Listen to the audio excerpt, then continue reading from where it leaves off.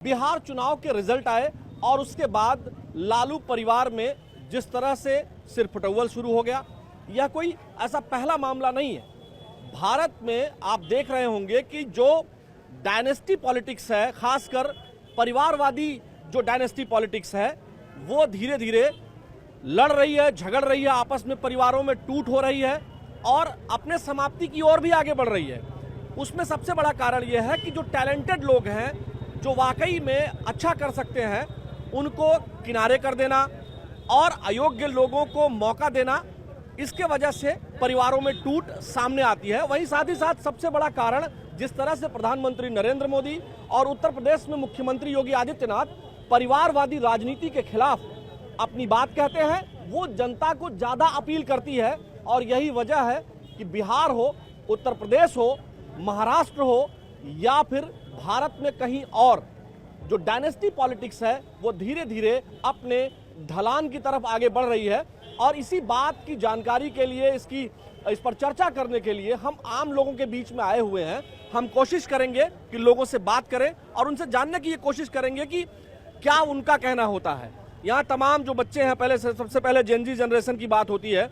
आप बताएं, ये जो परिवारवादी राजनीति है, आपको क्या लगता है कि धीरे धीरे जैसे अब लालू परिवार में लड़ाई झगड़े शुरू हो गए हैं, आपको क्या लगता है कि परिवारवादी राजनीति धीरे धीरे खत्म हो रही है?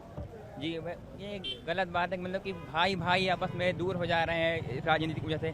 जैसे हमारे यहाँ पर भी हैं, कोई चाहता कि हम सत्ता में आए, कोई चाहता कि हम सत्ता में आए। गलत का है काफ़ी मेरी नज़र में। In my opinion this is very wrong. और क्या कहते हैं, मतलब ये है कि जो एक ही परिवार में फलाने मुख्यमंत्री बनेंगे, फिर उनका बेटा बनेगा अध्यक्ष, उनका बेटा बनेगा, इस चीज को जनता अब नकार रही है। जी, राजा का बेटा राजा नहीं बनेगा ना, वो आप कहने जा रहे हैं जी। वो गलत है। मतलब कि हमारे यहाँ से फ्री और फेयर इलेक्शंस होने चाहिए और जो हकदार है वो बने। जो हकदार है वो बने। देखिए, आपको क्या लगता है कि परिवारवादी राजनीति धीरे धीरे समाप्त हो रही है? होना चाहिए सर, परिवारवादी राजनीति समाप्त होना चाहिए। और जो बिहार के रिजल्ट या फिर महाराष्ट्र की बात हो, आपको क्या लग रहा है? बिहार ही पूरे इंडिया में परिवार की राजनीति खत्म होना चाहिए। जो योग्य हो उसको बनाना चाहिए। उन्हीं के, अगर लालू की पार्टी में देखा, अब्दुल बारी सिद्दीकी बहुत पुराने नेता हैं, बहुत सारे पुराने नेता, उनको बनाना चाहिए। जो 4 दिन का लौंडा है उनको मुख्यमंत्री बना रहे हो। जो लालू के साथ काम किया उनको क्यों नहीं बना रहे हो? जो 20-25 साल टाइम दिए हैं उनको बनाना चाहिए, अनुभवी आदमी को बनाना चाहिए। यहाँ आपको क्या लगता है सर, जो परिवारवादी राजनीति है वो धीरे धीरे, चाहे महाराष्ट्र हो, चाहे उद्धव ठाकरे हो, राज ठाकरे हो, या फिर ठाकरे एंड फैमिली हो, या फिर शरद पवार जी की फैमिली हो, या इधर जो है लालू प्रसाद यादव जी की फैमिली हो, या उत्तर प्रदेश में अखिलेश यादव की फैमिली हो, आपको नहीं लगता है फैमिली डायनेस्टी पॉलिटिक्स जो है वो धीरे धीरे उसको जनता नकार रही है? देखिए, एक एक्सपीरियंस वाली बात तो होती है। जैसे बच्चे होते हैं, बचपने से अपना देखते रहते हैं, वही फैमिली में जैसे पॉलिटिक्स चलती रहती है, तो एक एक्सपीरियंस तो आ ही जाता है। तो कहीं ना कहीं तो देखा जाए तो इतना गलत नहीं है जितना मतलब प्रिटेंड करा जा रहा है। लेकिन जनता नकार दे रही है ना। तो वही है ना, एक चीज़ कब तक आप देखोगे? आप बेटे को भी 2-3 मतलब टाइम तक करवा सकते हो, अब बार बार उसी को बैठा लोगे, अपने परिवार में ही देखोगे। काम पे आप कैसा काम कर रहे हैं डिपेंड करता है। आप वैसे आपकी वर्किंग अच्छी, आप एक अच्छे केपेबल हैं तो आपको जनता चूज़ करेगी। अगर आप केपेबल नहीं है तो जाहिर सी बात है आपको जनता चूज़ करेगी नहीं। आप उस चीज़ के वर्थ, आपको वैल्यूबल, आप जैसे हम एक काम कर रहे हैं, हम एक नेता के बेटे हैं, वो उस डिपेंडेबल हम काम कर पा रहे, तो जनता ऑफकोर्स हमें चुनेगी।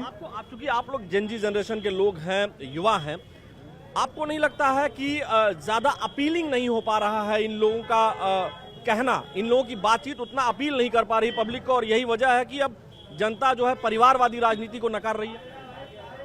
जाहिर सी बात है कि आप ये कहना सही है कि अपील नहीं पड़ा, क्योंकि ये पीढ़ी दर पीढ़ी चलता ही आ रहा है। जैसे कि आप देख सकते हैं, उसमें अब मेन ये है कि अब यही कहेंगे कि यूथ को चांस मिलना चाहिए। अब अच्छा, अब जाहिर सी बात है, नए लोगों, परिवार के अलावा भी लोगों को चांस मिलना चाहिए। ये जेन्युइन सी बात है कि यार अब यूथ आ रहा है, जो हम लोग के डिपेंडेबल है, जो हम लोग का फ्यूचर है, तो हम लोग को भी एक चांस मिलना चाहिए।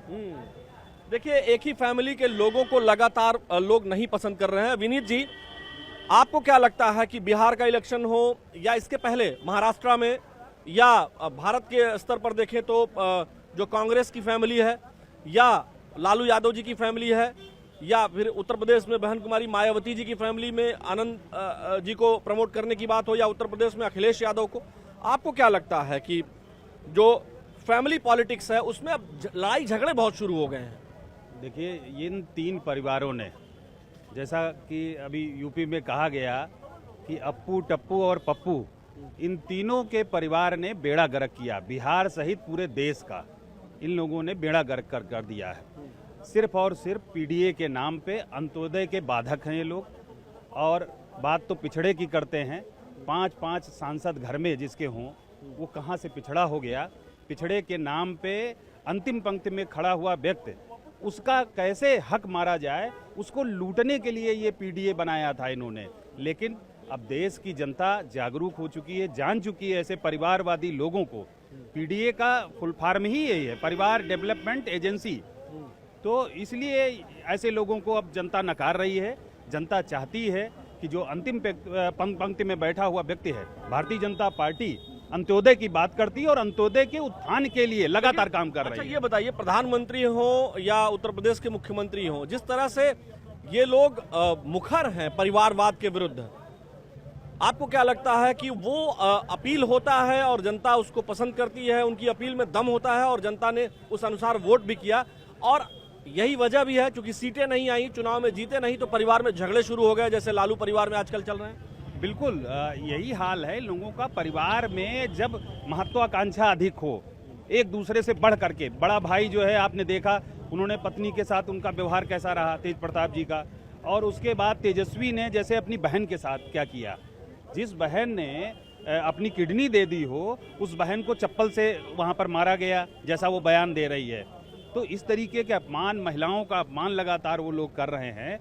और देश की जो 100 करोड़ आबादी है सनातन की, हिंदुओं की, उसका अपमान कर रहे हैं। उनके प्रमुख त्योहारों में मटन और चिकन बना करके आप उनको चिढ़ाने का काम करते हैं, और प्रत्याशी ऐसे खड़े करते हैं जो राम मंदिर के लिए कहते हैं कि राम मंदिर की जगह हॉस्पिटल बनना चाहिए। उन मूर्खों को ये पता नहीं है कि अयोध्या में महाराजा दशरथ जी के नाम से सबसे पहले मेडिकल कॉलेज ही बना है। सर, ये बातें तो बहुत हो चुकी हैं और रिजल्ट आ भी गया है।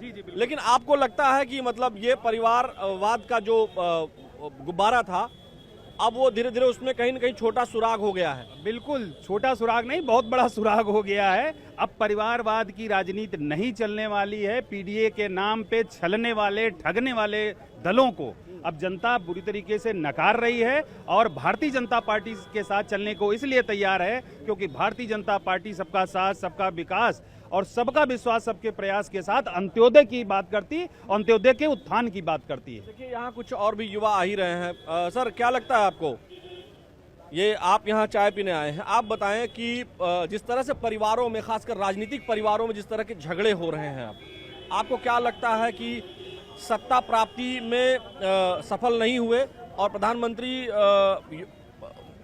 मोदी जी और मुख्यमंत्री योगी आदित्यनाथ जी जो अपील कर रहे थे परिवारवाद के विरुद्ध, अब जनता ने मैंडेट दे दिया है उसके लिए, इसलिए झगड़े हो रहे हैं?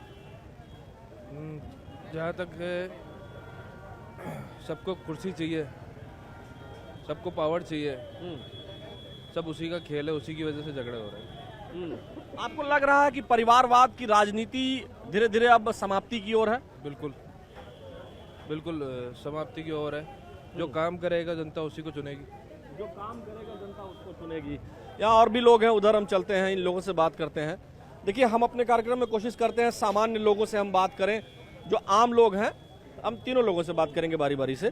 आप बताएं सर कि आपको क्या लगता है, ये जो डायनेस्टी पॉलिटिक्स है या फैमिली डायनेस्टी पॉलिटिक्स, ये लोकतंत्र में अब धीरे धीरे खारिज हो रही है, परिवारवादी राजनीति?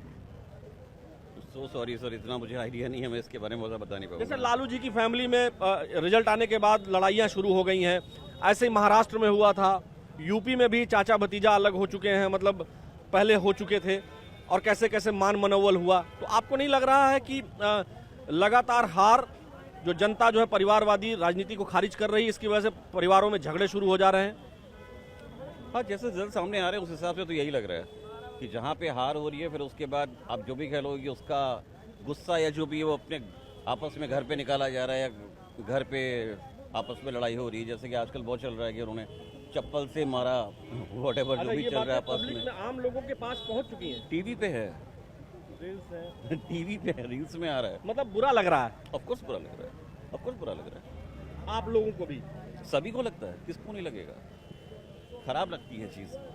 घर की जो चीज़ें हैं वो आई थिंक घर पे रहना चाहिए। किस तरह की लड़ाई है वो मालूम नहीं, ऐसा होना नहीं चाहिए। बहन बेटियों को जिस तरह से अपमानित करने का जो काम, चूंकि जैसा रोहिणी जी ने कहा, तो ये जो एक तो परिवारवादी राजनीति खारिज हो रही है, लेकिन उसके बाद ये जो झगड़े हो रहे हैं, ये इनकी वजह क्या हो सकती है?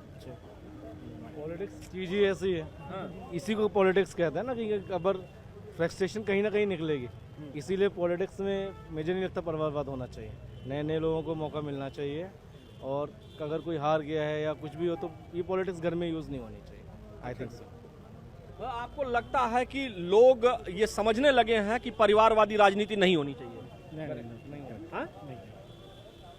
देखिए, कई बार लोग बोलते हैं, कई बार नहीं बोलते हैं। और यहाँ भैया आपके पास हम आएंगे, आपको क्या लगता है कि न्यू जनरेशन जो पॉलिटिक्स चल रही है उसमें फैमिली डायनेस्टी पॉलिटिक्स, परिवारवादी राजनीति जो है वो धीरे धीरे साइडलाइन हो रही है? नहीं, जिस हिसाब से आज देश में देखा जाए तो चाहे देख लिया जाए, हर स्टेट में परिवारवाद हावी है, और ये पूरे एक देश में ही नहीं, मतलब कई देशों में भी है कि जहाँ परिवारवाद है। नहीं, भारत की बात करें, भारत में जो प्रधानमंत्री और मुख्यमंत्री कहते हैं यूपी के कि हम परिवारवादी राजनीति के विरुद्ध जिस तरह से बोलते हैं, आपको क्या लगता है? बिहार के रिजल्ट आए हैं, उसके बाद एक परिवार में झगड़ा शुरू हो गया, इसी तरह का झगड़ा महाराष्ट्र में देखने को मिला, इसी तरह का झगड़ा जो है उत्तर प्रदेश में भी एक टाइम पे देखने को मिला 2017 के रिजल्ट से पहले। आपको क्या लगता है कि परिवारों में परिवारवादी राजनीति में महत्वाकांक्षा हावी है और इसी वजह से वो चुनाव भी हारते हैं और जनता उनको नकारती है? जो आप कह रहे हैं कि परिवारवाद हावी है, बिहार में ही उनके गठबंधन में चिराग जी शामिल हैं, उनके 5 सांसद एक ही परिवार के, 4 विधायक जीतन राम मांझी जी हैं, एक ही परिवार के लोग शामिल हैं। तो मोदी जी, योगी जी परिवारवाद के खिलाफ नहीं हैं, वो भी परिवारवाद का समर्थन करते हैं। चाहे वहाँ पे राजनाथ सिंह के बेटे पंकज सिंह हो, चाहे अनुराग ठाकुर हो, किसी न किसी परिवारवाद से आए हैं। ये परिवारवाद जहाँ तक है कि कोई यहाँ इस देश में हटाना नहीं चाह रहा है। लेकिन पार्टी तो नहीं चला रहे हैं ना, ये कोई अपनी एक पार्टी तो नहीं चला रहे हैं ना इसमें, जैसे कांग्रेस हो, भाजपा हो। कांग्रेस में तो खैर एक ही फैमिली हावी है, लेकिन बीजेपी में क्या है, एक फैमिली हावी है। आप आइडिया लगा सकते हैं कि कौन अध्यक्ष होगा, कौन उपाध्यक्ष होगा? आइडिया इसलिए नहीं लगा सकते, वो तो कहते हैं कि वो तो परिवार छोड़ के आए हुए हैं, तो उनके परिवार तो है नहीं। मतलब प्रधानमंत्री और मुख्यमंत्री जनता को अपना परिवार मानते हैं और ये बात जनता को पसंद आ रही है? नहीं, परिवार और जनता को नहीं तो चुनाव जीत रहे हैं वो मुख्यमंत्री तो खुद ही परिवारवाद से आए हैं, योगी आदित्यनाथ। कब से आप बोल रहे हैं कि मुख्यमंत्री जी और प्रधानमंत्री जी चुनाव जीत रहे हैं, वो चुनाव जनता की पसंद से जीत रहे हैं कि नहीं जीत रहे हैं, ये तो आम आदमी जान ही नहीं पा रहा है। चुनाव आयोग इन लोगों की मदद कर रहा है। ये लोग बताइए, चुनाव चलने के दौरान ही बिहार में इतना महिलाओं के अकाउंट में पैसे दे दिए जा रहे हैं। रोहिणी जी के साथ जो वो कह रही हैं कि उनके ऊपर चप्पल चलाया गया, या इस तरह जो परिवार में लड़ाई चल रही है, सत्ता नहीं आई इस वजह से लड़ाई हो गई, अगर सत्ता आ गई होती तो शायद ये लड़ाई होती नहीं होती। आप पत्रकार हैं, ये आम आदमी का सवाल है, ये इससे आम आदमी को क्या लेना देना है? ये रोहिणी जी जो कह रही हैं, एक बेटी हैं वो, ये चूंकि हर आदमी के पास ये चर्चा है, तो जिस तरह से एक परिवार में एक महिला की स्थिति हो गई है चुनाव हारने के बाद, अगर चुनाव जीतते तो शायद ऐसी स्थिति नहीं होती, लेकिन चुनाव हारने के बाद ये अपमान कहाँ तक ठीक है? ये सवाल आम आदमी का नहीं है। आपको सवाल ये उठाना चाहिए कि इतना दिन से वहाँ एनडीए की सरकार है, वहाँ बिहार में रोजगार की क्या स्थिति है, वहाँ अपराध की क्या स्थिति है, वहाँ का पलायन दर क्या है, वहाँ शिशु मृत्यु दर क्या है, वहाँ हॉस्पिटलों की क्या व्यवस्था है। बजाय उसके आप तो इसको तो जनता ने सुना होगा ना, इसी पे वोट दिया है जनता ने। नहीं, आप बताइए, आपको क्या लगता है? वही बताएंगे भाई। जनता जो है, आपको सर कैसे हैं? आप बताएं, जिस तरह से बिहार, महाराष्ट्र, उत्तर प्रदेश में आपको लग रहा है कि डायनेस्टी पॉलिटिक्स, जो परिवारवादी राजनीति है, वो खत्म हो रही है। अब इसका जीता जागता हुआ उदाहरण है रोहिणी आचार्य, उनको घर से मार के, चर्चा आजकल हर जगह है, मार के खदेड़ के बाहर निकाल दिए हैं। तो जब भी कभी घर में, कहते हैं ना, घर का वेदी होता है तो वो लंका ढह जाती है। उसी तरीके से परिवारवादी जो राजनीति है, उसी तरीके से पतन होता जा रहा है, और ये निरंतर होता चला जा रहा है। कुनबे सिकुड़ते चले जा रहे हैं और वो दिन दूर नहीं है कि इनको हमें माइक्रोस्कोप से देखने की आवश्यकता पड़ेगी। अच्छा जी। क्योंकि जनता बहुत होशियार है, बहुत समझदार है, पढ़ी लिखी है, सबके हाथ में मोबाइल है। आप मोबाइल हाँ, मैं बात कर रहा था तो लगभग सारे लोग ये प्रकरण जानते हैं। हाँ, तो सब जान जाते हैं कि कौन अच्छा है कौन बुरा है। दूसरा क्या है कि वाणी भाषा का बड़ा विशेष रूप होता है और वाणी डिपेंड करती है कि आपकी परवरिश कैसी है। जब आप कहीं पे भी अहंकार से बात करते हैं तो इसका मतलब कि आपकी परवरिश ठीक नहीं हुई और उसका परिणाम बिहार चुनाव रिजल्ट रहा है। इधर देखिए, यहाँ भी कुछ लोग हैं, हम उनसे बात करते हैं। भैया, बाबू जी नमस्कार, कैसे हैं? ठीक है। आप बताएं, बिहार का रिजल्ट और उसके बाद जिस तरह का रिजल्ट आया और फिर लालू फैमिली में जिस तरह से जी जिस तरह से टूट हो रही है, ज़्यादा फूट हुआ है। और उसमें ये है कि अच्छा हुआ कि वो लोग वो अलग हो गए, क्योंकि जिस तरह से तेज प्रताप और वो कर रहे थे और आचार्य लेडी रोनिया आचार्य था, उसने परिवार से अपने अलग कर लिया। आज भी पेपर में उनकी तीनों बहनें, उन्होंने भी सब पार्टी परिवार को छोड़ दिया है। आपको क्या लगता है कि बेटियों का अधिकार कम हुआ है? कम हुआ है, लेकिन ये है वही स्थिति है। लेकिन इसलिए कि उनको बायकॉट करने के लिए, उनको हटाने के लिए ये तेज प्रताप ने अपनी चाल चली है। तेजस्वी ने अपनी चाल चली है। अच्छा, आपको लगता है कि जब ये परिवारवादी राजनीति को जनता नकार रही है? हाँ, तो एक तरह से ये परिवारवादी नकारने से ये है कि ये ख़त्म हो जाना चाहिए, जैसे कांग्रेस में भी था और एक आध पार्टी महाराष्ट्र की भी थी, उसमें भी ऐसे हुआ है। और ये एकदम किनारे कर देना चाहिए इनको। आपको लगता है प्रधानमंत्री और यूपी के मुख्यमंत्री योगी आदित्यनाथ ये तो लगातार कहते ही हैं? हाँ, बिल्कुल कह रहे हैं। बिल्कुल उनकी बातों से जनता मान रही है? मान रही है और जनता समर्थन कर रही है उनको। आपको सर क्या लगता है परिवारवादी राजनीति का जो है?